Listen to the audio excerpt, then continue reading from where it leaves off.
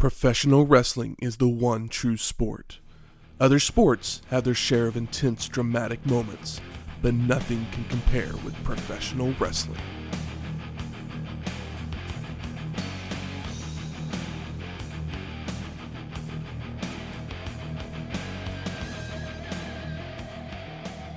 Welcome to Wrestling History X, where three friends come together to talk about the stories behind the matches. I'm Matt. You can give me a placard, because baby, I'm double handicapped. And I am Little Orphan Cheney. Welcome to episode 323, WWF Monday Night RAW. Raw. The day after. I guess the night after. Whatever you want to call it. It's like breakdown, the... Aftermath. Breakdown, aftermath. That would probably be the name of the sequel. Yeah, you know. I don't know. Break down the aftermath, part 2, First Blood. This is the 279th episode of Raw, produced by WWF. It would take place on September 28th, 1998, from the Joe Louis Arena in Detroit, Michigan, with an attendance of 14,517 people and a TV rating of 4.0. Now let me hear that WCW one. Metro the same week had a 4.6. Jesus. With Bret Hart and Hogan. Against each other? Yeah. Wow. I guess that probably had a lot to do with it. I guess, if it's a first-in-a-lifetime thing, because, they wouldn't dare have faced each other previously. But do you think anybody tuned in and thought that Bret Hart would win the belt? With the way they've treated him over there? No. But also, if you want to watch this episode, you can, because it is on Netflix. Yeah, it is. I was thankful for that. I mean, that means something, because the WWF material has been just moved around the last couple years, and if it's on Netflix, you'd like to think that it's there for a reason. Yeah. Because they're not just gonna put anything on those servers, even though sometimes it feels like they just put anything on those servers. But we are in Detroit, Michigan. We are. So, Shane, did you do what you do? Well, I did. Yes, back in Detroit for Monday Night Raw. So I hopped on the old interwebs and looked up what do they have in Detroit? What's special about Detroit? What was created in Detroit? And found a lot of the usual suspects. So we had the variety of your Detroit style. There were some coney dogs, which it doesn't sound like they're anything too different. Typically, if it's identified as a something style, it has its own unique topping to it, and this coney dog is just your typical chili, diced onions, mustard. There was epoxy, or however the hell you pronounce it. Like glue? It's a Polish donut. Yeah, it's a Polish donut. It's pillowy, traditionally filled with prune or rosemary jam, rosehip jam. Fuck that is. There's corned beef egg rolls.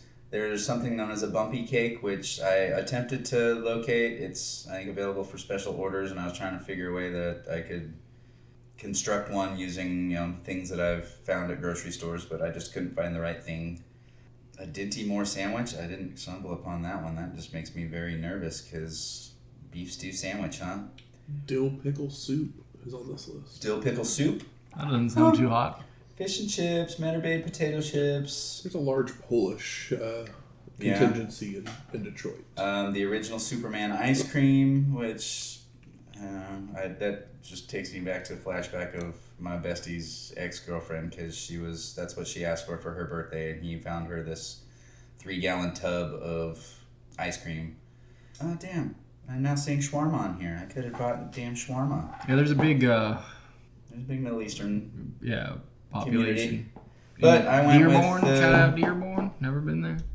I went with the most basic generic option that you can think of or find when it comes to Detroit, and that is the Detroit style pizza. It's had a glow up over these last handful of years. I'd say for good reason. Stumbled upon it on that post-Raw show that we'd gone to eat food, and I didn't realize Detroit style pizza was a thing until that day, but here we are. It was very good. Yeah, I don't know where this is from. This is from a place in Edmond called Woodward Pizza. I ordered it. I stumbled upon it on DoorDash. What I got was called the Detroiter pepperoni. It's mozzarella, natural casing pepperoni, seasoned ricotta, fresh basil, grated pecorino romano, and their signature red sauce on the thick, spongy style crust that is known on these Detroit style pizzas. It's basically like the old style breadsticks that have not been cut into strips. They had a few different varieties. They've got a meat lovers. They've got a triple extra pepperoni. One called the spicy Hawaiian, a barbecue chicken, a white pizza, buffalo chicken, sausage, all kinds of things. They've got other appetizers, some smoked wings, some spicy cheese curds, a caprese salad. They've also got what's known as the Detroit wedge salad, mini iceberg lettuce, bacon, red onions, sliced tomatoes, blue cheese crumbles with blue cheese dressing, and Thousand Island dressing. I don't know how a Thousand Island and blue cheese will go together, but hey, maybe that's what makes it special. They're both basically brings out the Detroit. But yeah, I got the Detroiter pepperoni. I've eaten through most of my slice already because I was freaking starving, and actually pretty damn tasty.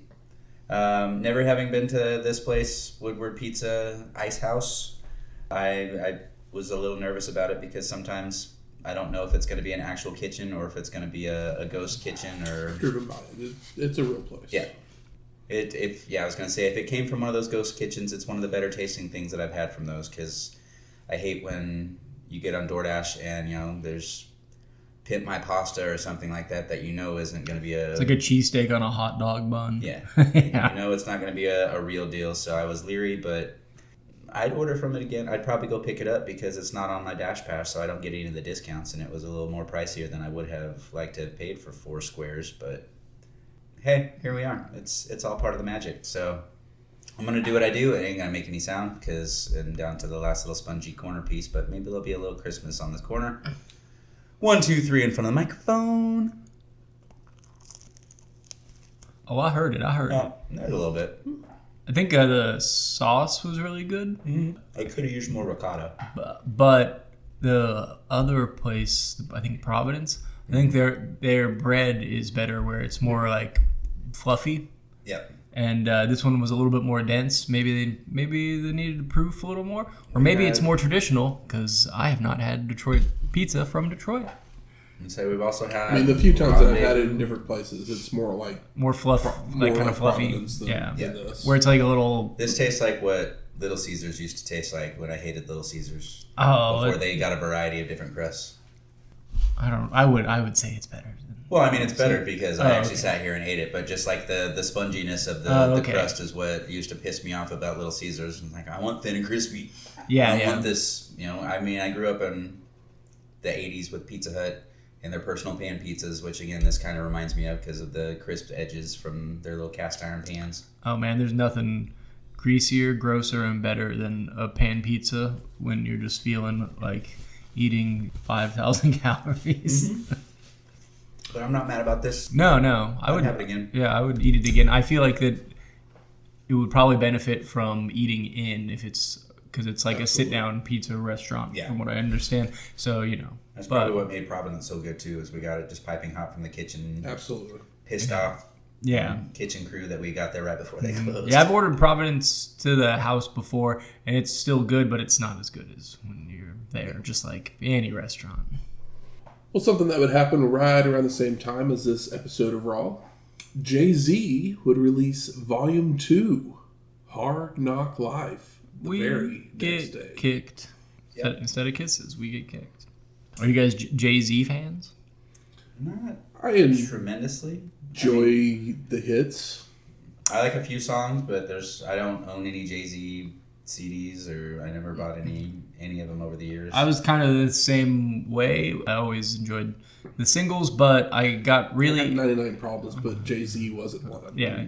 I got really into the first record way after it came out, and way after even this album came out, and Reasonable Doubt was a go-to fun hip-hop record for me, but then I remember getting a copy of the second album and not caring for it much, so I didn't go much further than straight to the Blueprint and the Black album. So those are the three that I know the best. But I know we all know the singles off of this one. Is this one with girls on it? It's Can I Get a... Can I Get a... Hard Knock Life. Hard Knock Life, obviously. Money Cash Hose. And the other one we can't say. In What, In Who. Yeah, and on the radio it was called Jigga What. Yeah. Which is so crazy. That they, it's like when, it's not like but when they release songs where you can't say the actual lyrics or title of the song on the radio, what the fuck is the point of putting it on the radio? Because, Meredith Brooks had a song years ago called Bitch, and then for a while there they decided they didn't want to say the word bitch on the radio, so they bleeped out every time she was singing the lyrics of the song. What the fuck is the point I remember, of having this? being a kid and being surprised that song was played unedited all the time. Well, it's because she was singing about herself. She wasn't calling anybody else a bitch. Yeah. I'm a bitch. Yeah.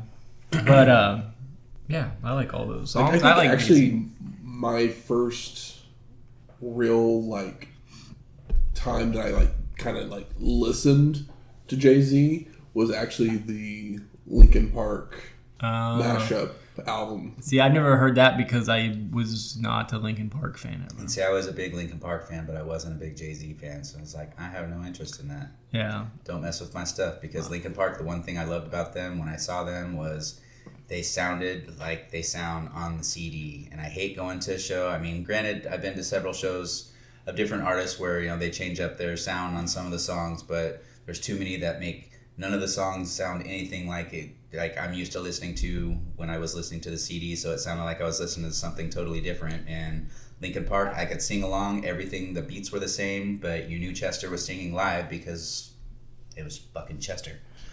But yeah, that's what I loved about Linkin Park, is they kept that true tone throughout a CD and a live performance. And then Jay-Z came in and wanted to help shake it all up. And it's no, we don't need that. Just stop it. His other collaboration record, Watch the Throne with Kanye West, got a lot of plays in my life. I know that one. I probably listened to that one just as much or more than I did Reasonable Doubt. Those are the two that I listened to. Because Reasonable Doubt just sounds like, it's very much sounds like he's right off the heels of the Biggie Smalls, Notorious B.I.G. style, or Nas, where it's that kind of production, which is my favorite rap music typically comes from New York, and it's very New York. And then you get the late 90s and early 2000s production for hip hop gets a little goofy in hindsight, but still plenty of great songs there. Completely agree. Yeah, it's like Eminem beats. Sorry, Dr. Dre, but those shits are corny as hell. Those are some corny ass beats, but at least it's for a corny ass white boy. Also, same with 50 Cent. I like 50 Cent, but some of those beats are just a little too cheesy. It is kind of funny that we were in Detroit and we're talking Jay-Z instead of Eminem. I'll take Jay-Z over Eminem every single day of the week. And but I've been an Eminem hater my whole life. And see, I enjoyed me some Eminem. Yeah. I don't have anything against his ability. I don't like his voice. I don't like the beats. Typically find the subject matter cringy. But he's good at what he does. It's just not for me. Well, let's get to Monday Night Raw. The WWF Attitude package plays before a package on the McMahon-Austin feud is shown, where we see highlights of the two men interacting, spliced in between shots of tanks, planes, MLK, Einstein, Newt Rockney, and JFK. Yeah. Just running it back. As Vince narration talks about his master plan. Now live in the arena where the glass breaks and out comes a police force. Leading Mr. McMahon, the Stooges, and the championship belt to the ring. While Jim Ross welcomes us to the show, joined by Jerry the King Lawler. And Vince takes the mic to gloat that he told everyone so. That all Stone Cold had to do was listen to him. Only he wanted to do it the hard way. And McMahon continues that Austin will not get a rematch. But he is magnanimous. So he will celebrate Stone Cold's career, declaring it Stone Cold Steve Austin night. Woo. I love that he says, I know you're upset with me, but time heals all wounds, which is funny to hear in 2025, coming from the voice of Vince McMahon. But he tells him that next time I say, I guarantee you something, I bet you listen. Guarantee it. Vince even mentions that he has a welcoming committee, aka the police, for when Stone Cold arrives, before mentioning a new champ will be crowned tonight with an official belt, unlike the Smoking Skull one. And Mr. McMahon asks Austin to join them tonight to help him crown the new champ, followed by Slaughter putting the title around the waist of Vince, who begins posing in multiple corners. He's so good at this.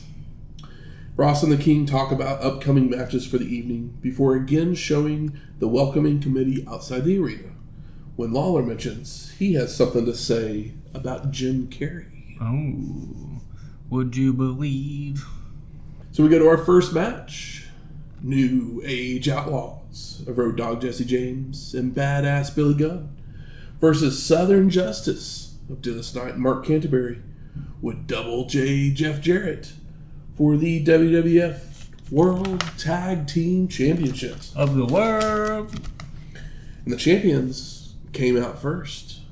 Foreshadowing. I mean, my assumption is that they want Road Dogg to yell his thing, which you could do second, but then you get those guys just sitting over there and waiting. Yeah, we're trying to pump the crowd just up. Get their shtick Yeah. Yep. But we go to break, coming back to the King saying if the rumors were true, Jim Carrey would be in the hospital. So Man on the Moon was shooting during this time period, and so they were playing into the old Lawler Kaufman stuff. Yeah. If you ever want to get angry, watch that documentary about the making of that movie. It makes me want to take a baseball bat to Jim Carrey's head. Oh, Jim and what was the character that he's playing? Not Andy Kaufman, but the Lotka? No, the alter ego of Andy Kaufman. Oh, Him though. I know. I can't think of it. Yeah, where It'll come. Douchebag. Yeah, it'll come to me at some point. Tony Clifton. There we go. Got it. So Marc and Gunn start us off with Canterbury using his power early on, only for James to break up a pin attempt. Badass then ducks a clothesline to hit a knee lift and a forearm shiver, sending Marc to tag out, only for Gunn to immediately take Dennis down with a swinging neckbreaker for a 2 count. And James tags in to hit a snapmare and a shimmy shake knee drop, followed by a reversed whip that allows Canterbury to kick Road Dogg from the apron and a clothesline from Knight for a near fall. James avoids a charging Dennis before making his way to the corner for the hot tag.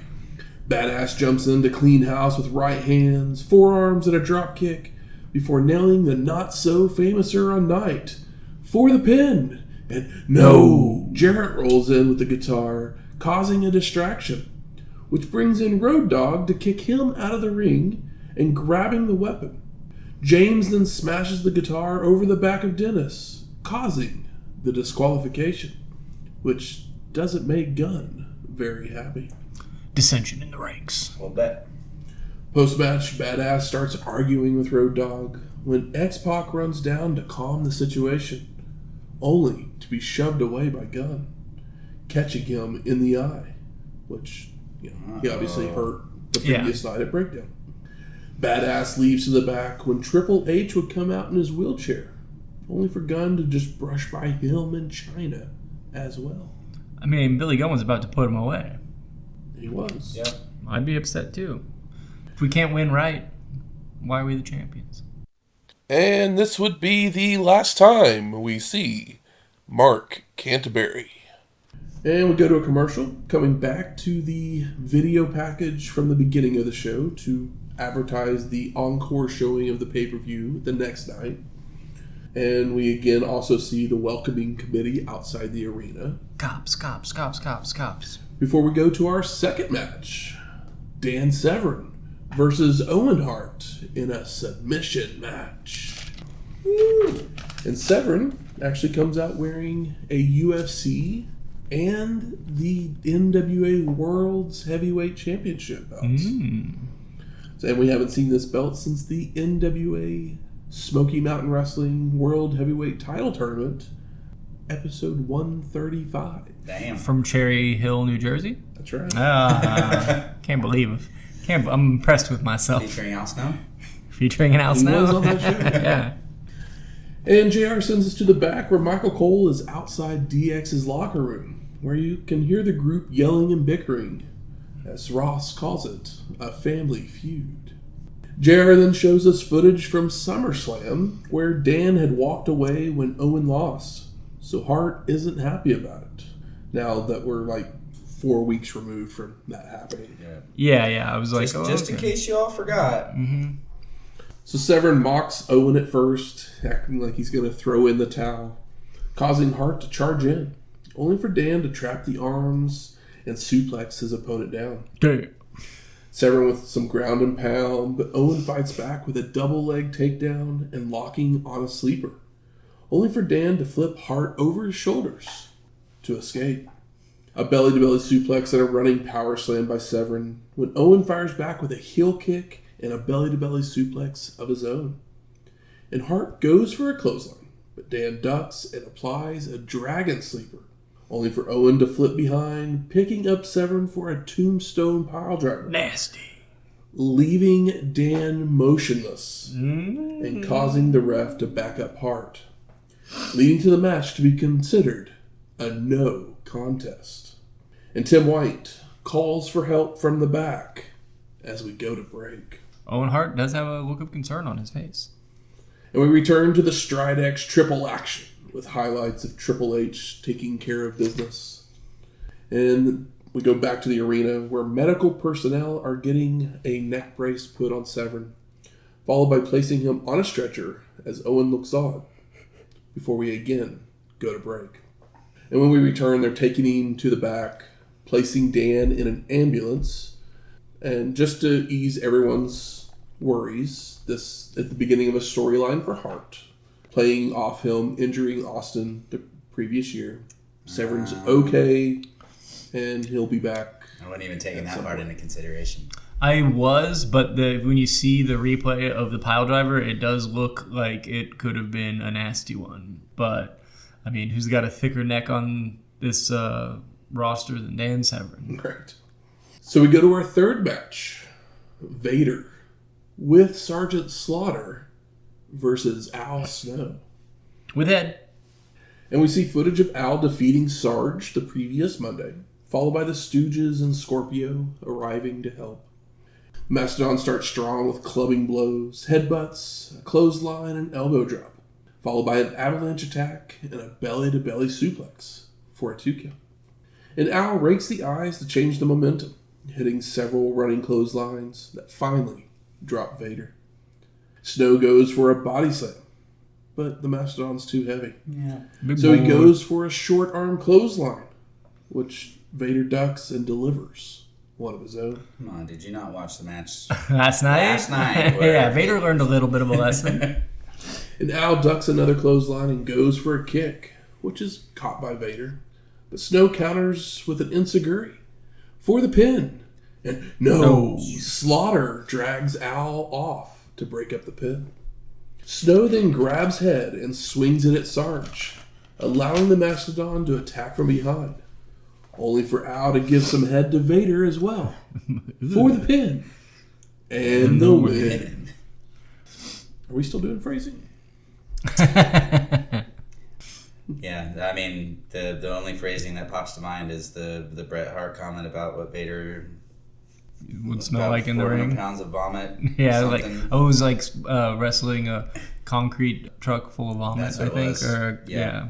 yeah. I think about it all the time. It's two wrestlers that I love, but I understand that Vader works a little stiff, and he wasn't the best at getting his gear cleaned. Yeah, like he's Sometimes he wore it backwards, guys. backwards, inside out. Sometimes he wore other people's stuff because his just could not be bothered. Yeah. So we go to the back and we see Billy Gunn leaving the building as we head to break. Coming back to our WWF Rewind, where we see Kai beating down Edge on Sunday Night Heat, only for Gangrel to come down to help out his rival, before turning to Edge and telling him he will come home. We then go to our fourth match. Double J Jeff Jarrett versus Marvelous Marc Mero versus Gangrel versus D'Lo Brown versus Edge versus Droz in a 6-way elimination match to determine the number one contender for the WWF European Championship. 6-man, 4-corner elimination match. It's a thing you can do. Mm-hmm. It's a choice you can make. Yeah, you can tag out to anybody you want to. You could get everybody on the show, and they all make a little less. So as soon as Edge hits the ring, he attacks the Vampire Warrior, forcing the others to go to the apron as the rules state only 2 men at a time. And you can tag in anybody at any time. Edge nails a power slam for a 2 count, followed by missing a crossbody as Gangrel ducked, before being taken down by a dragon screw leg whip. Love to see it. The Vampire Warrior continues with a side Russian leg sweep and a second rope elbow drop. But Edge moves this time, rolling up Gangrel for the pin to eliminate the Vampire Warrior. Thanks for coming. And D'Lo jumps in and blindsides Edge, delivering a standing leg drop, goes for a back body drop, only for Edge to float over and hit a DDT. And Edge tags out to Droz, nailing a leaping clothesline, a power slam, and a drop kick to Brown to keep up the attack, forcing D'Lo to tag out to Jarrett, but he hesitates, so Drozdov brings him in the hard way, followed by a leaping back elbow. And Double J ducks a clothesline and delivers a forward Russian leg sweep, which we'll know better as the stroke later in his career, and a drop kick. Now Jarrett's whip is reversed, allowing Droz to grab a sleeper momentarily, which Double J escapes by sending Drozdov to the ropes, only for him to bounce back with a clothesline that knocks them both out to the floor. And they continue to brawl on the floor until the ref calls for the countout, eliminating both Jarrett and Droz. No. Run out of time, guys. We got to get 2 out. Mero and Edge both jump in, with Marc hitting strikes and a Samoan drop before heading up top. But D'Lo shakes the ropes, causing Mero to fall and crotch himself. Oh, his little marbles. Allowing Edge to nail a Super Rana. Marvelous. Followed by D'Lo flying in with a lowdown to break up the pin attempt. And Edge drop kicks Brown to the floor before making the cover on Marc for the pin and the elimination. Edge then leaps over the ropes with a plancha onto D'Lo, rolling him back in, when Gangrel would come back out to get the attention of Edge, showing that he's in the company of the mystery man from the pay-per-view. And this distraction allows Brown to recover, delivering the sky high when Edge turns back towards him for the pin and the win. Post-match, Edge rushes through the crowd to chase after the Vampire Warrior and the mystery man. Christian! Who? The mortal enemy of the vampire. Yep. Yes. The Christian. Christians are mortal enemies of vampires. I guess. I don't really know. We now go outside to see the welcoming committee again as we head to commercial. We return to the same scene when Mr. McMahon, the Stooges, and a police force come out to the ring again, with the WWF Championship engulfed in a glass podium.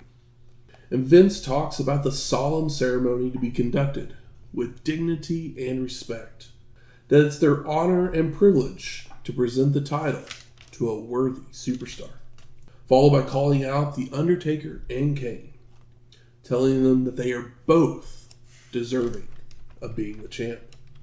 And McMahon continues to blather on when Austin drives into the entrance of the building on a Zamboni right by the welcoming committee, all the way down the aisle and to ringside.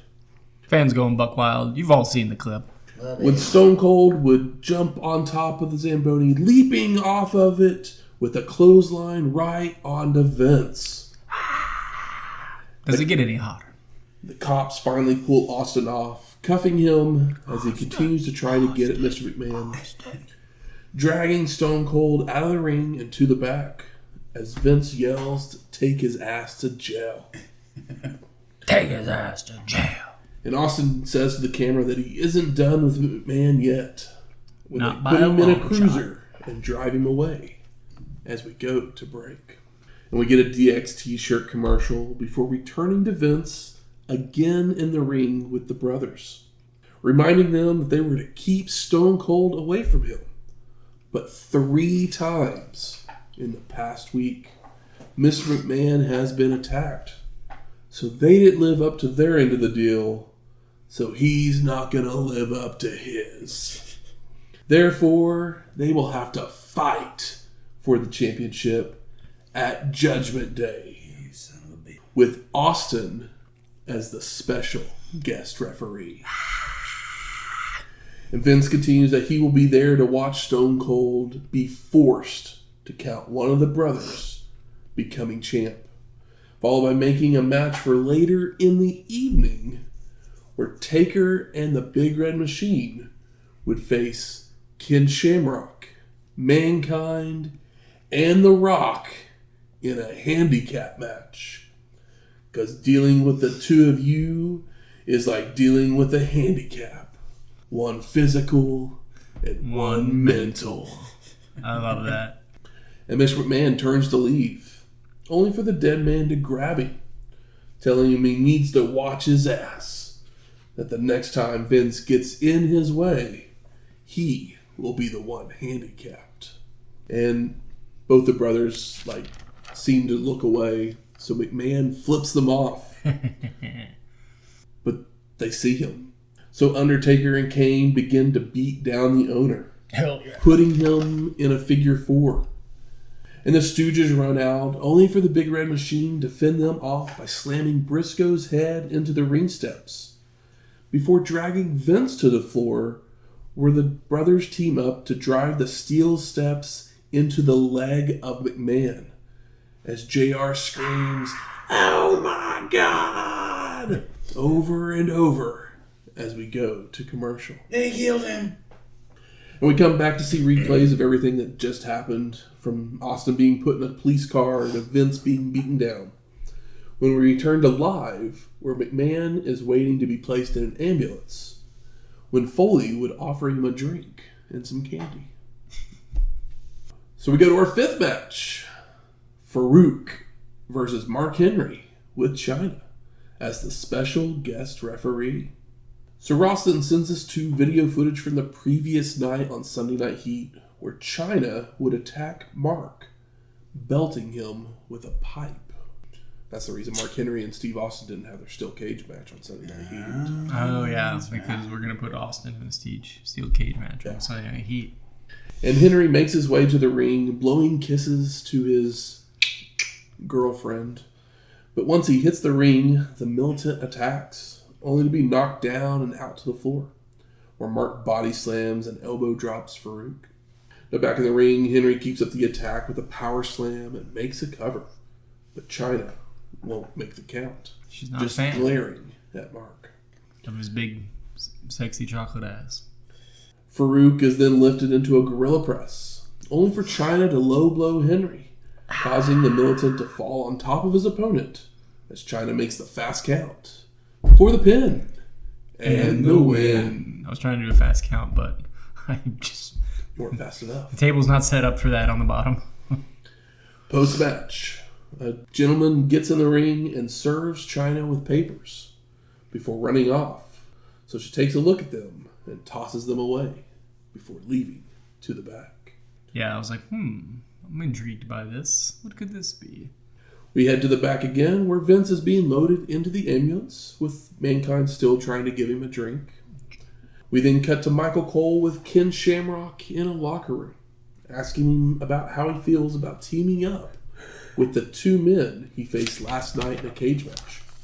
Ken responding that he doesn't like Detroit, and he doesn't like what happened last night, saying he has payback coming for everybody in the match tonight, as we go to break. But we come back to a video package about Steven Regal. A real man's man. That's right. He's working a tractor. Okay. Yeah, just doing tractor big boy stuff. He was doing man's man stuff. So. Yeah, he's Steve the Builder. That's right. Digging holes and pulling weeds or something. He's gonna lay the foundation for his log cabin. So we go to our sixth match, the Oddities of Golga and Kurrgan, with Giant Silva, Luna, and ICP of Shaggy 2 Dope and Violent J. Win in Detroit. Versus the Headbangers of Mosh and Thrasher. And the Headbangers attack Golga as soon as they are in the ring, where they team up for a leapfrog straddle across the ropes and a powerbomb of Mosh by Thrasher onto their opponent. Golga avoids a Thrasher elbow drop and makes the crawl for the tag, where Kurrgan delivers a big boot to Thrasher and a clothesline to Mosh. But he stops to taunt, allowing the Headbangers to regain control with strikes. And Luna jumps on the apron to distract the ref, while Kurrgan reverses a whip to send Thrasher to the ropes, where ICP trips him up, followed by Kurrgan splashing the Headbanger for the pin and the win. Post-match, the Headbangers give chase to ICP around ringside, but they make it to the safety of the ring and their teammates. I mean, we're in Detroit. ICP's not gonna lose. I mean, they're gonna help the other team win. They're with the Oddities. It was a freaks night in Detroit, and I guess it's, that Mosh and Thrasher could be considered freaks as well, but they're more just metalheads.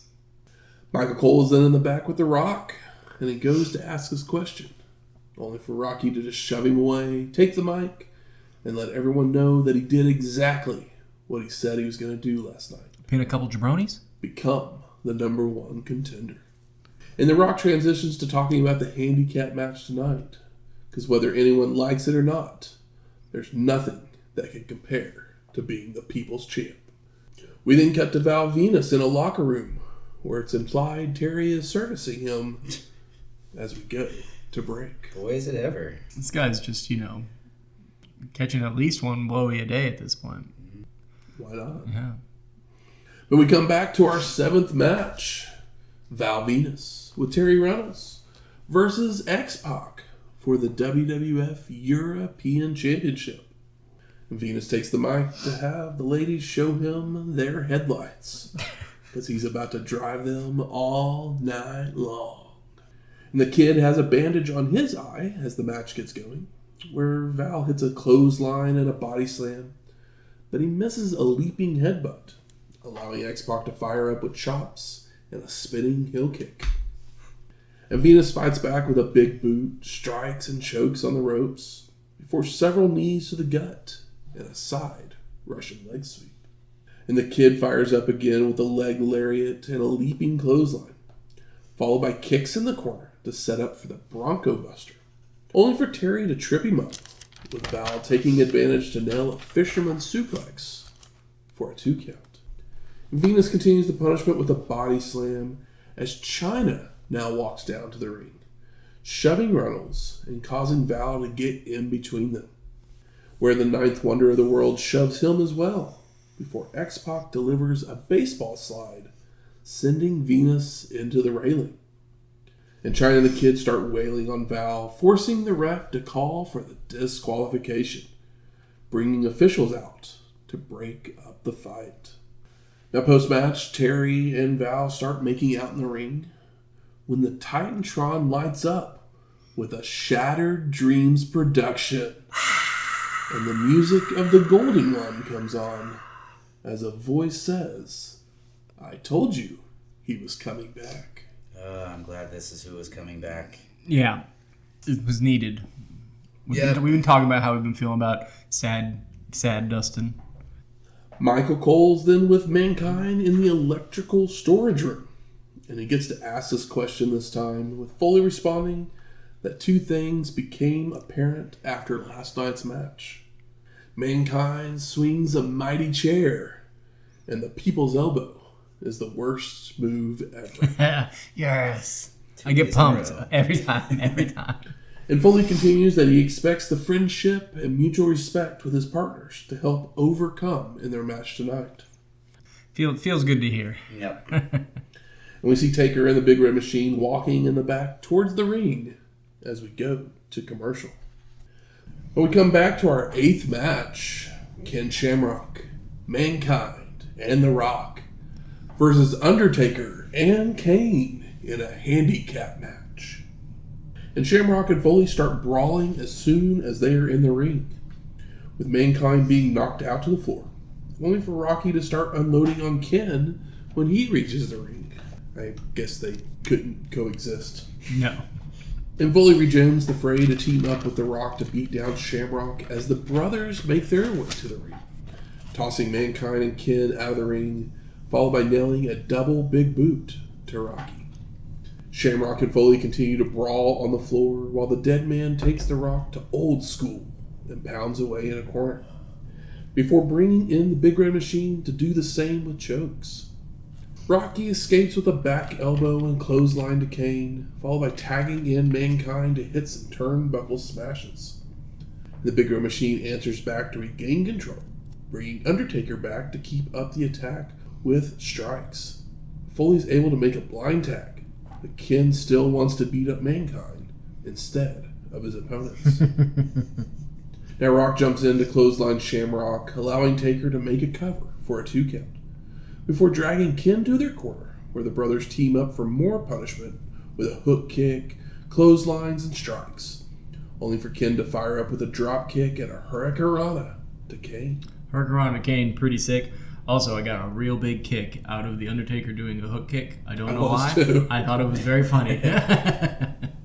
Foley tags back in, knocking the Big Red Machine out to the floor with a clothesline, followed by a somersault senton off the apron.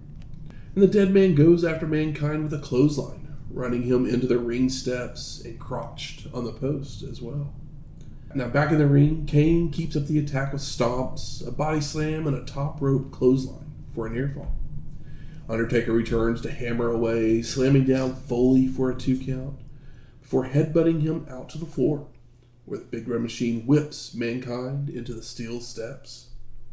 And Taker chokes Foley with a cable, followed by Kane grabbing a chair to clock Mankind over the head, before everyone returns to the ring for the pin. And no! Foley gets his boot on the ropes. And the Big Red Machine telegraphs the backdrop, allowing Mankind to nail a swinging neckbreaker. But Kane rises to regain control with strikes.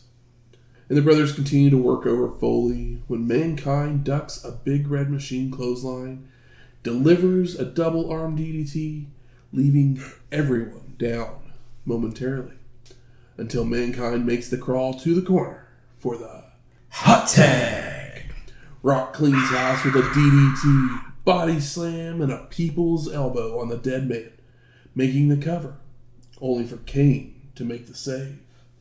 Pier 6 breaks out with Shamrock clotheslining the Big Red Machine and himself to the floor, while Rocky tags Foley back in to run Taker into the boot of Ken, followed by tagging in Shamrock. The dead man hits a big boot and goes for a running elbow drop, but Ken trips him up and goes for the ankle lock, only for Kane to again make the save. And the Rocks tag back in to brawl with Undertaker, as Shamrock and Mankind take the Big Red Machine out to the floor to brawl with him. And Taker clotheslines Rocky. He goes for another, but the Rock catches him to nail the rock bottom for the pin and the win. Post-match, the two brothers argue, with the dead man not understanding where Kane was to help him, as JR says his goodbyes, and we fade to black. Trouble in Paradise Lost. Yep. So I ask you, gentlemen, what are your overall thoughts of WWF Monday Night RAW from September 28th, 1998? It's a Zamboni show.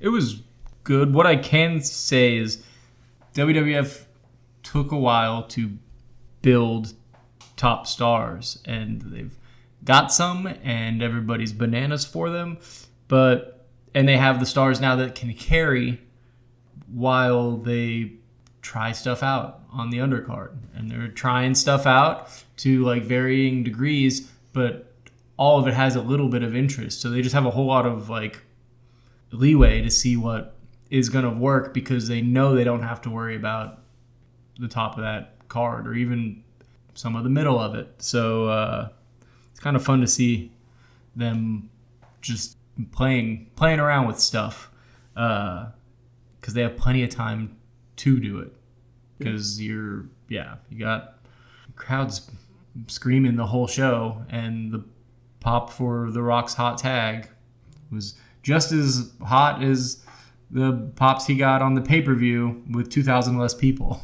Like, I don't feel like this is like a must-watch show, but it is far from boring. And a lot of it has to do with the crowd energy, because if the crowd didn't give a shit about Val Venis, maybe I would care a little bit less about Val Venis. It's possible. True. I mean, it's got obviously one of the more memorable moments in the WWF history, but there's just a lot of, I don't even want to call it filler, but kind of filler.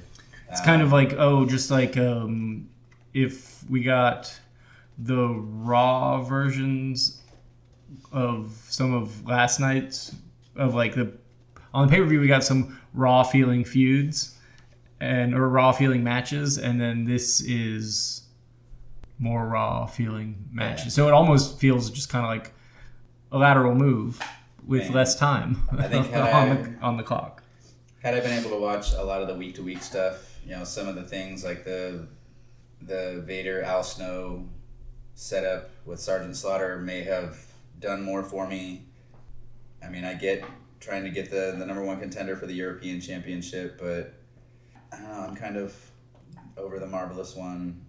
Droz doesn't really do anything for me. I mean, I sound like I'm dumping on the show. It wasn't a terrible show. It just wasn't one of those. It has that big memorable spot there with the Zamboni, and then there's just the last match stuff. Is a lot of your stars. Yeah. And Ken Shamrock, who's still putting in a great performance. Oh yeah. I mean, I totally agree with what you're saying though, with the top guys being established, over the last few months, and now they're kind of trying to look for the next diamonds in the rough of the mid card, seeing what they can do with them. The plus side is something with Billy Gunn. Yeah, the plus side is that most all these guys that they are trying stuff out with do have personality of varying degrees, but none of them. It's like the ones with the least amount of personality are the ones that we know they're never going to do anything with, which is Southern Justice. They're just cronies. One of you said it. It's one of the most memorable moments in Raw history. I believe I said Zamboni, and then Shane put it more eloquently. The show's worth watching. It's not a necessary watch by any means. It's not a painful watch. There's tons of other storylines that are weaved into matches, but because of all the storylines, I mean, they just came off a pay-per-view. We're building towards another pay-per-view already. It does hurt the work rate because a lot of these matches end no contest, DQs. I mean, I think there was three of the 8 matches ended without a finish, basically. Yeah. But we know that Raw is not the place for work rate, really. Yeah. I mean, we could probably even say WWF's not really the place for work rate because they're kind of just throwing the soap opera out at you, and then they do some brawling, basically. Yeah. But I mean, I will say we're still getting like chin locks and tie-ups, and something that I miss dearly. So at least there still looks like wrestling from time to time. But like I said earlier, it's on Netflix. It's a fun episode to watch if you have hour and a half to watch. It's not a difficult one. There's a reason that we're covering it, and we'll be covering more Raws as we work through this year for a reason, because goddamn, they're entertaining. Absolutely. Good. Where's the smart marks at? All right, fuck you. I think it's time we smark it up. So what are some of the best moments of this show? I mean, Vince McMahon putting on the smoking skull belt and giving everybody the finger. Him getting caught, giving Kane and Undertaker the finger. He really is just an A-plus performer. The potential return of the Golden One. Yes. Yeah. That was very, very much worth it. we've said it, but just to reiterate, Zamboni. Yeah. I felt like that one kind of goes without saying, but we're here to say it. This is a saying stuff format. Billy Gunn's new attitude coming out of the match leaves me curious because I don't remember exactly where it goes from there, or if it's just one big swerve that they're pulling. I literally think they were going to do something because like a couple weeks he basically goes, you guys thought there was something wrong with DX, but yeah. DX is they put out that ad for the DX t-shirt and the orders came back and they're like, we're just gonna let it ride. I think it's all the Bart Gunn effect. They're just trying to do things to make us forget Bart Gunn. You're giving Bradshaw a new shiny spotlight on the last show. Now it's Billy Gunn's turn. Anything we can to forget that Bart Gunn won the fight. I know it's recent in our mind, but I'll never forget Bart Gunn after seeing what he did to JBL. Vince's line where he calls dealing with Undertaker and Kane dealing with the handicap. One mental and one physical. Yeah. Incredible stuff. That was a great line. Austin's dive over I'm intrigued by the Chyna being served with papers. I was like as well. What they're going to do with that. See, I'm trying to remember. See, I wasn't sure. I vaguely remember the storyline, but I can't remember the. You know what my thought was? My thought was that it was a love letter from Mark Henry. That's what I thought it was too. Because it was like, yeah. But they kept saying was served. Served, yeah. And so it feels like a lawsuit type thing. Yeah, but I feel like it's a love letter to Mark Henry. Suing you because you stole my heart. It's probably something cheesy, something like that. I'm taking you to Judge Judy. Lord willing. And kind of again with the people's elbow is the worst move in all of wrestling. Great stuff. Him constantly trying to give Vince McMahon like soda and candy. That was great. It's also funny too because people don't know that at the time, really, but now we all know that Vince was like a health nut and he would have never touched a soda or candy. Which was probably a rib that Mick Foley thought was funny and just did it because he thought it was funny and the boys would think it was funny. How about most disappointing? I actually thought this while watching it, and after D'Lo won the number one contenders match, okay? They put the belt on X-Pac, the European title on X-Pac, taking it off of D'Lo. Well, X-Pac has been feuding with Jarrett, and Jarrett's in this match. Yep. So, I mean, it was a little bit of a surprise for me as well, because I was I expected. I totally thought Jarrett would win this. I agree. Because to further, but now so D'Lo and X-Pac are again feuding over the European Championship. It's like, or is X-Pac actually injured and has to take some time off? So his eye does look legit fucked up. I mean, it probably is. Yeah. So but I remember watching it, and once the winner, once Jarrett got counted out, which was pretty lame. Yeah. Way for him to be eliminated. I was like, well, but X-Pac has the title. Why wouldn't they? Yeah. He pissed in his boots. Yeah. There's piss in my boots. But along those same lines, the DQ in the European Championship match between X-Pac and Venis, it was like, well, this is obvious because you don't want to give Val a loss. Yeah. That was obviously the reason for that one.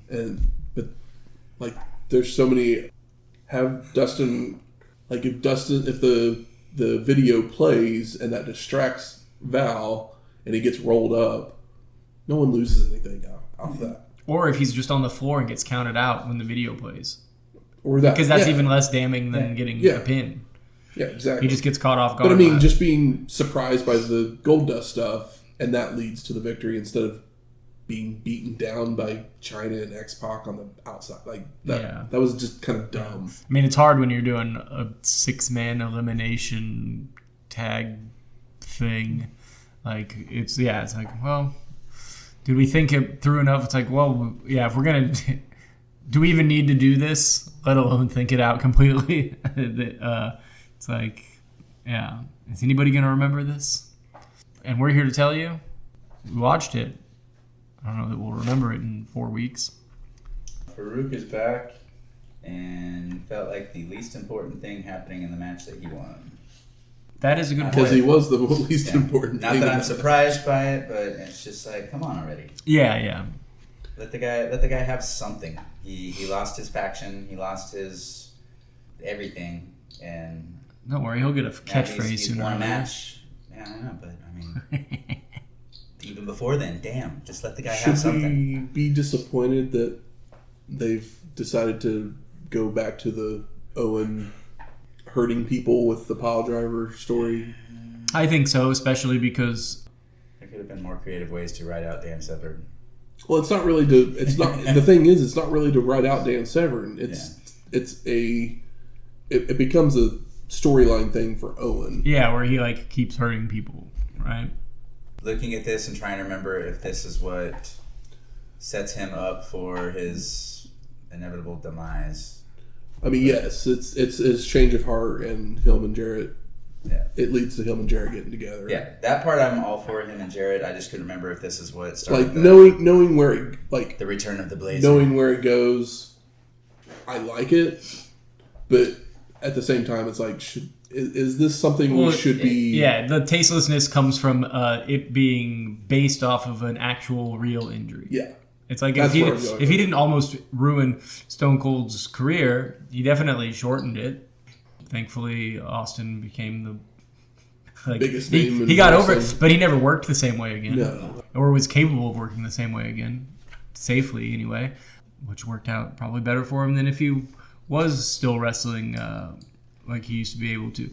But yeah, I found it a little tasteless because I was like, the pile driver looked very snug, but I assumed that it wasn't a real injury angle, but it kind of felt like one. But yeah, the tastelessness of it kind of stinks. But we're in the most tasteless era of the WWE and of American culture in general. Boy, do I miss it. How about best performer of the night? It's The Rock, right? He literally pinned the Undertaker. Yeah. Like, not many people get to pin the Undertaker. No. So it's either him or Vince McMahon, but every single time Vince McMahon comes out more than once, you could give it to him because, like, at least in this era, where it's just like, oh, well, as much as they love to chant Austin, they love it just as much or more to boo Vince McMahon. Yeah. And he earns it. We're unsurprising, right? Best performer. Best performer, okay. Well, we might just go hand in hand with that then, because Terri Runnels, even though you didn't really see much of her, she put on quite a performance. Performed on About Venis. Yeah. And we'll go to most surprising. Yeah. About Venis got ahead on air. And somebody's like, yeah, it's exactly what we need. What does everybody want? Right. Hey, we'll say it. Yeah. Still no women's champ. Or gold for the women's champ. She wasn't even mentioned on this one, really. Yeah, it's not a surprise, though. Yeah, she didn't come out. There was already 6 people in that match. They didn't need an extra person. Somebody else was already going to be running in anyways, so. The Mystery Man. Yeah. I mean, I guess it was a surprise for Goldust, but it didn't feel like a huge surprise. It was just a nice surprise. We technically mentioned that last week. I mean, the Mystery Man could have been a surprise because didn't know that he was showing up. Yeah. For some reason, I remember ICP being involved in wrestling, but in my mind, it was WCW. I totally forgot they were involved in WWF, so that's a little bit of surprise when they showed up on screen. I believe they will be working with WCW in the future. They will in the future. But I do remember but ICP. I mean, they wrote the Oddities theme music. Okay. That's how they got involved here. And I remember them being... We won't ever hear... Because unless, I mean, maybe on our pirated versions, we might be able to hear the song. But definitely not on Netflix. Yeah. And so tune next week for our episode spotlight on not GCW, Juggalo World Championship. JCW. I was thinking, and GCW on the brain. But yeah, JG, close enough. I know they do have a wrestling GIF. Yeah, it's all the same, right? I had never seen a second of it, but I know it exists. I guess the whole Goldust Shattered Dreams thing too. Yeah, I mean, I think I wasn't expecting that's that. probably the most surprising thing that Was Yeah. I mean, we knew he was coming back, but just we were were ready for it. didn't know exactly when. And hey, everybody else Don't is be ready for jerking it my too. chain here, Goldie. I want the real deal. I don't want some phony blue-haired emo freak coming out in a Ric Flair robe or something. Or gold dust with a Bible. No thank you. Making their way to the ring. It's trivia time. Uh-oh. This week, the category is the numbers game.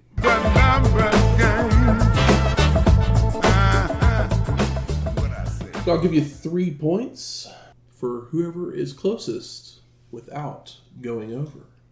So you might want to write these down. Okay. So the question is, how many different theme songs did we play at the end of episodes covering 1995? Ooh. Can we get a how many episodes was there or no? There's 42 episodes. For 95.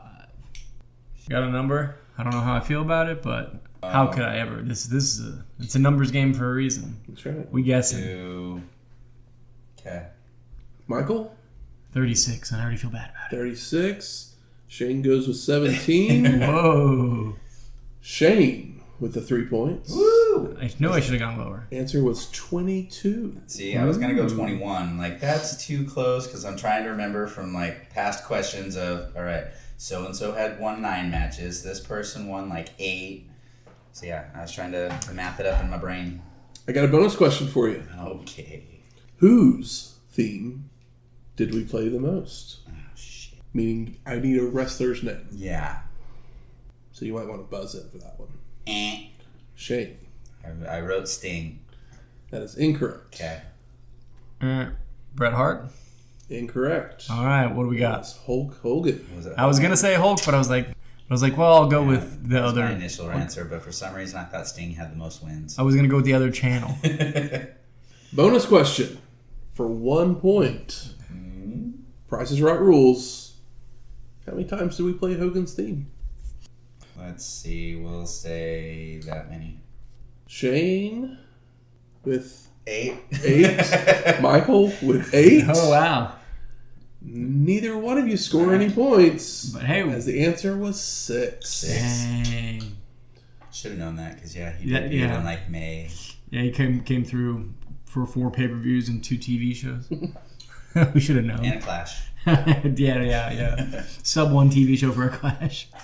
Next week, I'm kind of liking these Raws. So let's just watch next week's WWF Monday Night Raw from October 5th, 1998. 1 week later. We're on a streak. Music from this week's show is We're All in This Together by Jim Johnston. And The Rock stood tall at the end of the show. So we played Power version 3 by Jim Johnston. And if you like this episode or any of our other ones, please go out there, rate and review us on iTunes, Spotify, YouTube, or wherever you find your podcasts at. You're doing the YouTube thing. If you're watching, listening, whatever you do with that, because it's just a static screen, so I don't know why you would actually watch it, but you can. Make sure you like, subscribe, hit the bell for notifications. Tell a friend. Share this shit. I share it with my friends. You should too. And if you have any questions, comments, concerns, Where are we at next? East Lansing, Michigan. Ooh, Just going we're up the road. Yeah, we're just heading on down the highway. It's a tape show the next day, technically. Well, life is a highway, and I'm gonna ride it all week long. Yeah, we're back in Missouri. Good lord, Michigan. So Michigan again. unless you want Detroit style pizza again, maybe give me some sort of a fucking idea. Detroit style pizza's my favorite. So it wouldn't bother me. Yeah, but do what you do and help me do what I do by sliding into the DMs and give me some ideas. Give us a shout out, something. Give me some ideas. So you can send any of those things to our email at wrestlinghistoryx@gmail.com or find us on X at wrestlinghistox. It's wrestling HISTOX. We'll talk to you next week. Later!